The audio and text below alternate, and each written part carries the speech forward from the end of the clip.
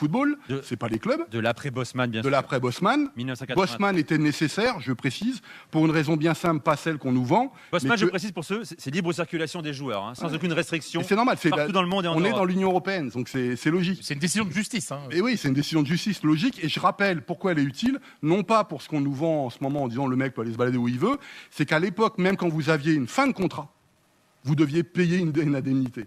C'est-à-dire qu'en fait, il y avait une forme, entre guillemets, d'esclavagisme du joueur qui ne pouvait pas quitter son club alors qu'il était en fin de contrat. Et c'était le président du club qui disait faudra en parler avec l'arquet, les vieux et tout ça, c'est super intéressant. Non, mais on ne faisait pas ce qu'on voulait.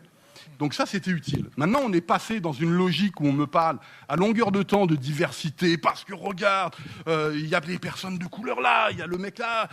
Et à la fin, vous bouffez tous du McDo. Vous bouffez tous, vous ne jouez de la même façon.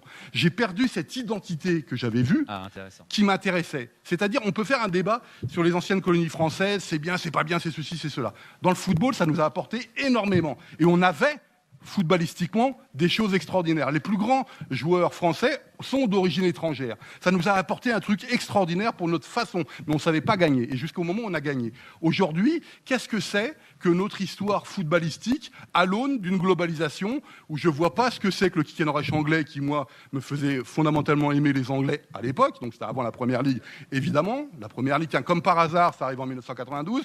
L'Union européenne, c'est la même chose. C'est dans les années 90. L'arrêt Bosman, c'est pareil.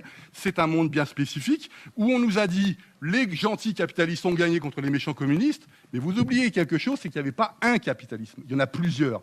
Et on s'est tous fait bouffer pour avoir celui qu'on veut nous proposer, Made in America. Donc un meeting politique, vous l'avez compris. Pourrez-vous encarter à la fin de la soirée le parti de Polo Breitner. La RDA est de retour. Savomo, tu connaissais Polo Breitner ou pas, non? Oui, je connaissais. Tu connaissais